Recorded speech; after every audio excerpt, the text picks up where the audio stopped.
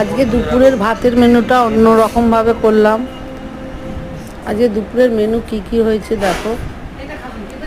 ভাত, শাক ভাজা আর মাংস, এছাড়া আর কিছু হয়নি। এই হয়েছে আজকে দুপুরের সিম্পল মেনু। কাদের কাদের ভালো লাগছে অবশ্যই কমেন্ট করবে, আর কার কার বাড়িতে কি রান্না হয়েছে অবশ্যই কমেন্ট করে জানাবে, তাহলে ভালো লাগবে।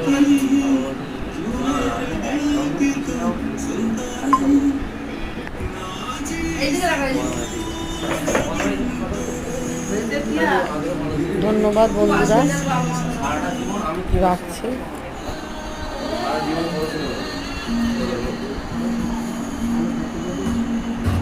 মাছের ঝালও হয়েছে, মাছের ঝাল, মাংস আর শাক ভাজা।